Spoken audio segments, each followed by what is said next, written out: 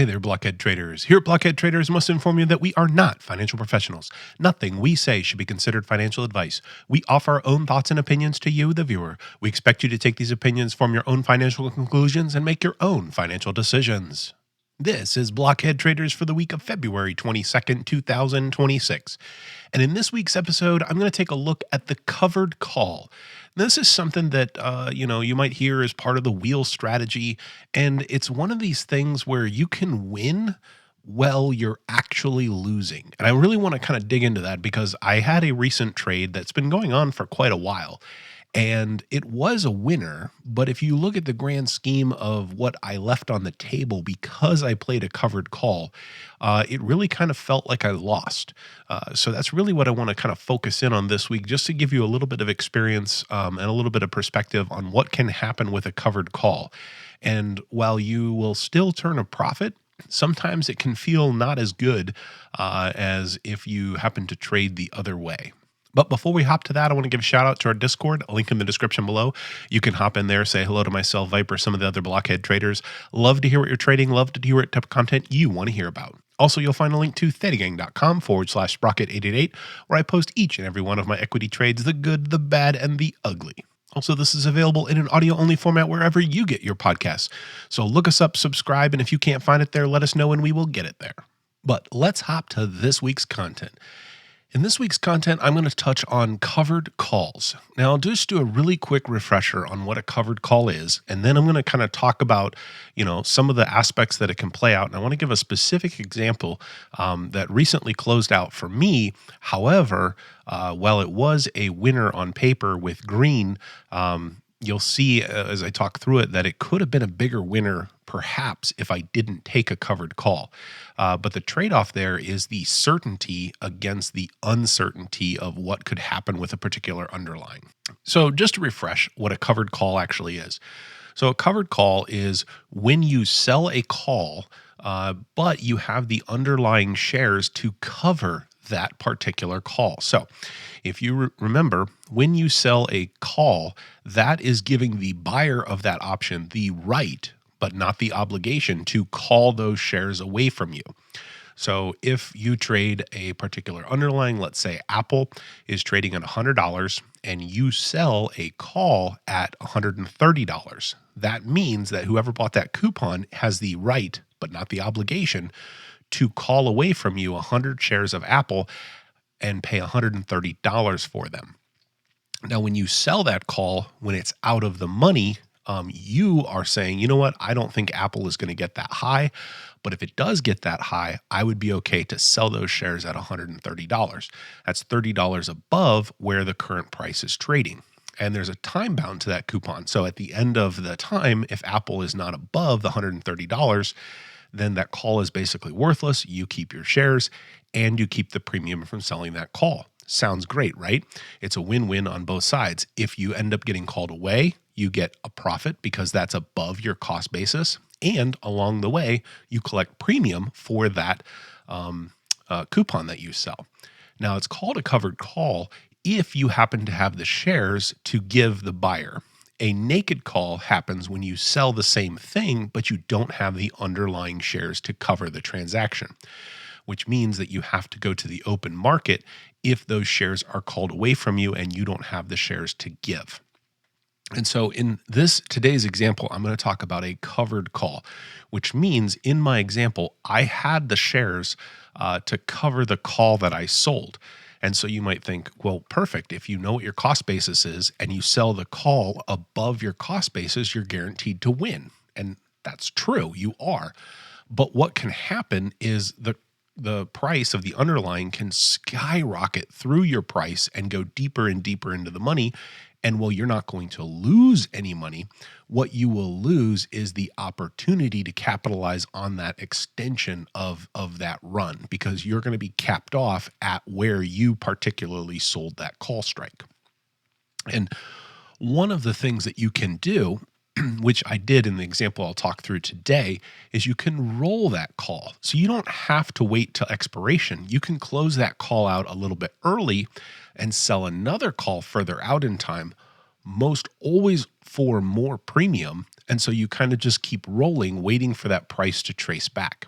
Now, at some point, you could get early assigned, or the roll will become negligible in what you return as premium because you just get so deep into the money. And the example I'm going to show you today was one that started off what I thought was a wonderful play. However, it went deeper and deeper into the money, and I rolled all along the way, kind of waiting for the price to recover. But it eventually reached a point where there wasn't much premium in the roll, and it was so deep in the money that I went ahead and let those shares be called away. And I'm going to talk through what that actually looked like. All right, so the ticker in question here is VRT. VRT is a company named Vertiv. They're really into the data center play, and I'm going to show you their chart, and I'm going to show a couple of bars on where the perspective of the table that I'm going to show you actually sits. And so as I bring up the chart, I kind of zoomed out a little bit, and what you'll see is two blue bars. This is the range in which my calls ended up being kind of the point of where I had the covered calls. But I wanted to show you leading up to that, I really kind of thought we might be approaching a top. And so while I had shares of Vertiv because I do think longer term it was going to trend higher, I thought we'd get a little bit of a consolidation and bounce off a particular point. And so I thought, you know what, I'll grab some shares here. I'll go ahead and kind of sell some covered calls as we kind of thrash around a little bit in the volatility. And so this first blue line is really where I entered the position approximately. And I did that because we had come down and we were starting to kind of ramp back up.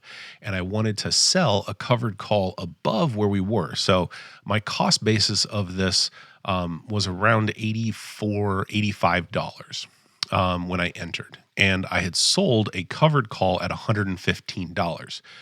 So, that's $30 out of where it currently was.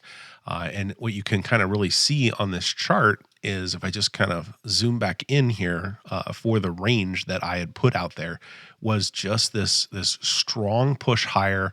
We got a little bit of a trace back where I thought, great, I might be able to collect a little bit more here, but then just another ramp up.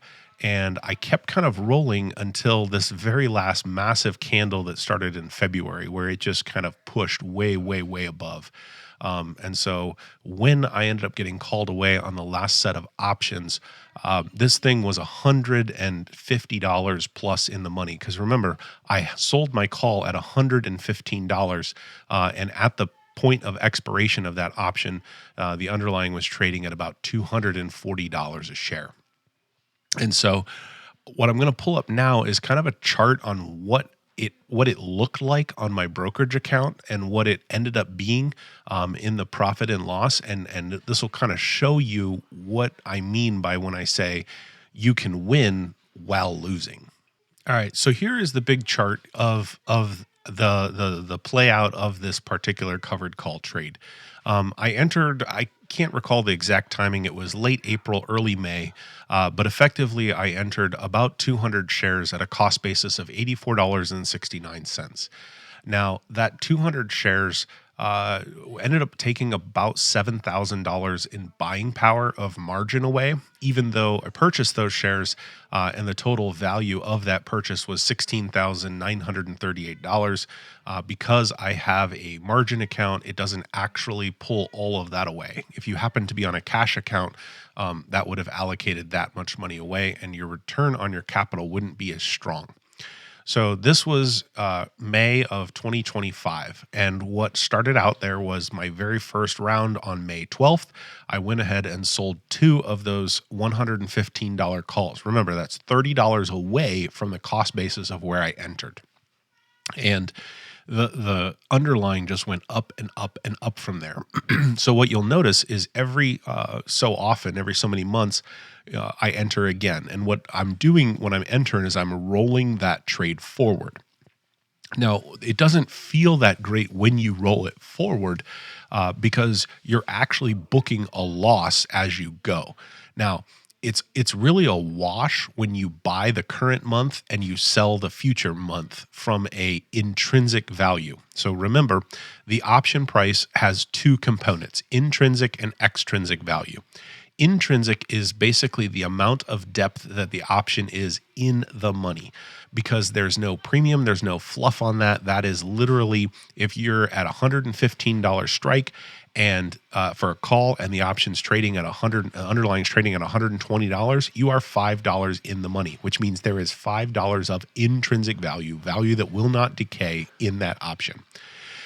And so when you go to roll, when you're in the money, you are buying back that intrinsic value, and then you're turning around and selling that intrinsic value. However, on the row where you're closing that position out, so we'll take, for example, on June 20th. On June 20th, I had collected $1,700 in premium when I sold that, but because those got deeper in the money, it cost me $23.60 to close them. Now, I gained on that same day when I ended up closing those on July 15th. So even though June 20th was my open for 1714, when I closed it on July 15th, I immediately opened the next row below it. So it took me $23.60 to close, but I could turn around and roll that out in time for $32.92. So it's a net credit. Okay. But when you look at that on your brokerage account, it shows as a loss because you're closing out that lot that you had bought on June 20th. And what basically ends up happening is you're collecting this additional premium, but you don't get to capitalize on it and kind of keep it until the option expires, either worthless or until you get called away. And that phenomenon is illustrated there in the total column. So ignore the first row where I bought the shares and ignore the very last row where I got called the shares away. And you can see that it's a negative impact, negative impact, negative impact, negative impact. Then it starts to be positive, and then it's very positive because that's where I got called away. And so on that December 18th, when I rolled again, I collected $8,676 when I sold that. And then that option ended up $0 because I got my shares called away. And that's kind of when all of that other premium that I collected along the way finally starts rolling back to me. Now, you can see a net credit on the October 17th one because the underlying had really given back a lot from when I sold that. So I got not only my premium, but also a little bit of intrinsic value back. And so the net thing that I kind of want to call out here is it's a 16% return roughly monthly on my investment of the 200 shares. Now, if you add up all of this, I returned $10,370 from all of the trade, right? That includes the gain from the $84.69 to $115. Because remember, when I got called away, I collected that $115. Somebody bought them for $115 and paid me that. Now, my cost basis was only $84.69, so that delta is included in the premium or in the profit that I got. Also along the way is the little bits of premium that I collected from selling the coupon, rolling the coupon, selling the coupon. So the net of that was about, a little more than $10,000. Now I started this in May, and then it got called away from me here in February of 26, which is about 9 months' time. So it consumed about $7,000 of buying power. So my return on capital was basically 148%. And if you divide that out over the number of months, that's how you get roughly a 16% return monthly, which really isn't that bad.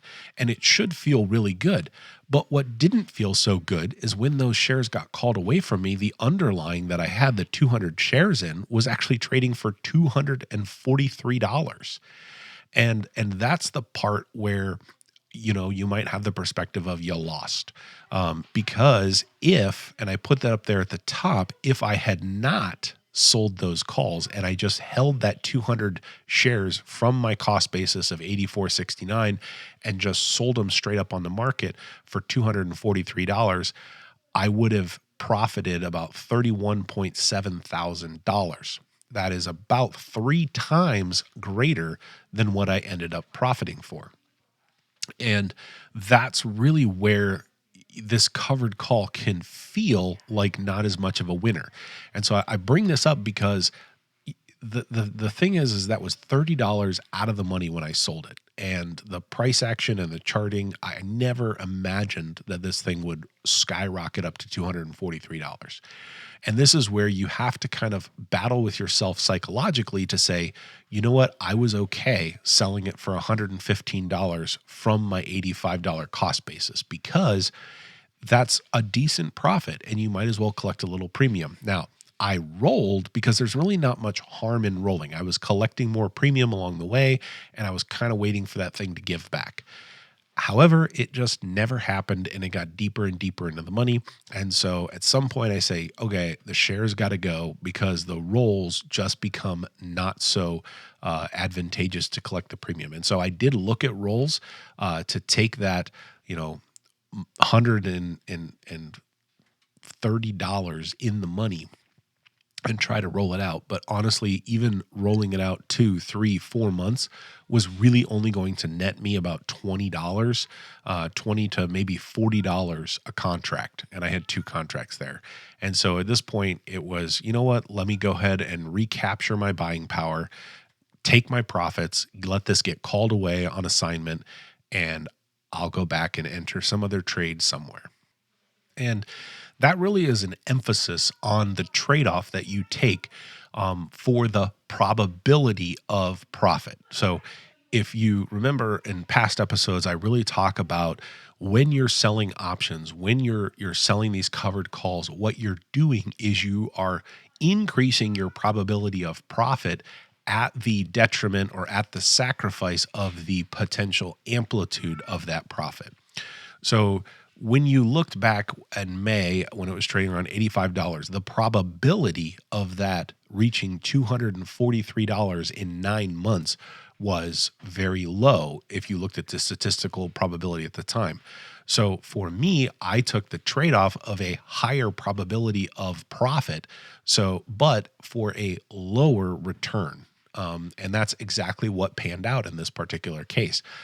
When I sold those covered calls, I was basically locking in a guaranteed win. I was selling the call for above my cost basis. So even if it was called away, there was a guaranteed profit there.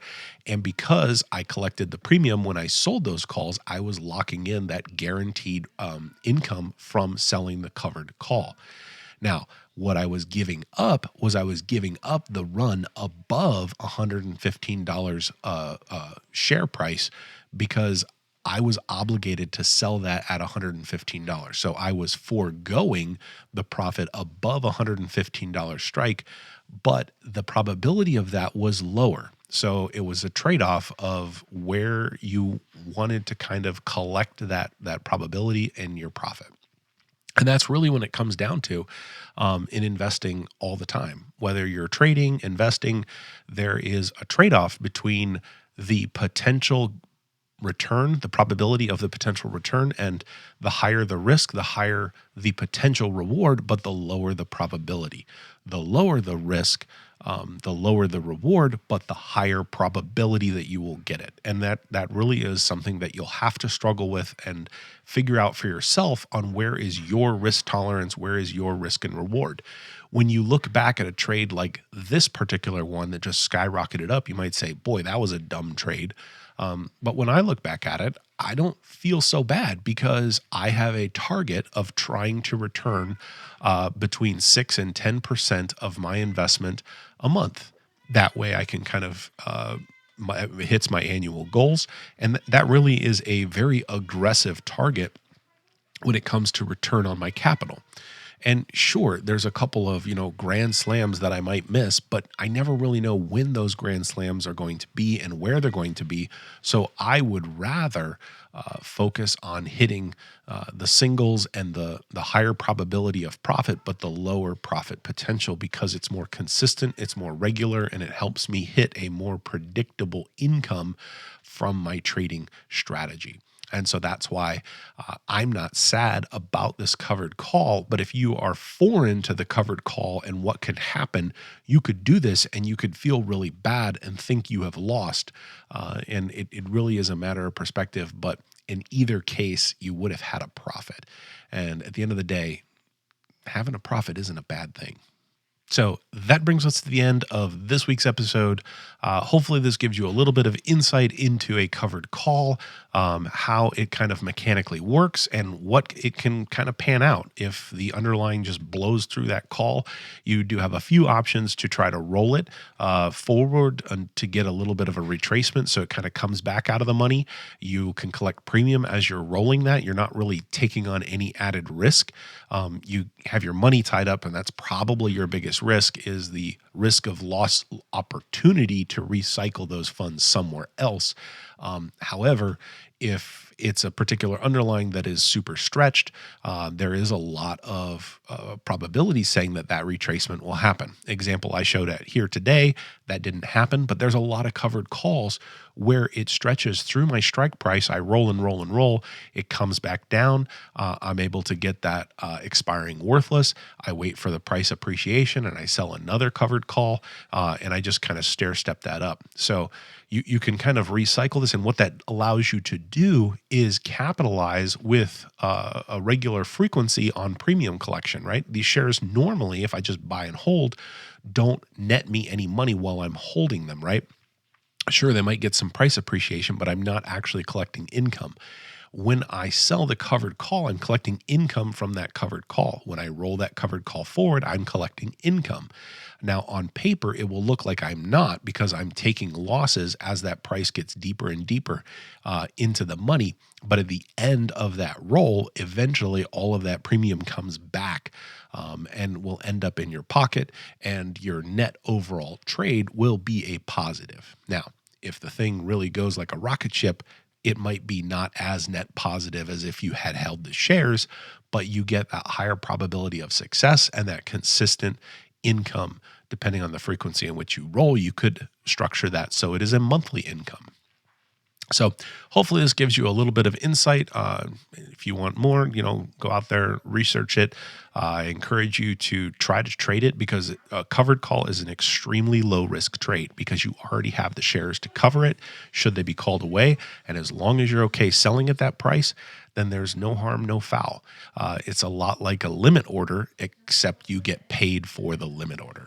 So good luck out there, have fun, and remember, think outside the block.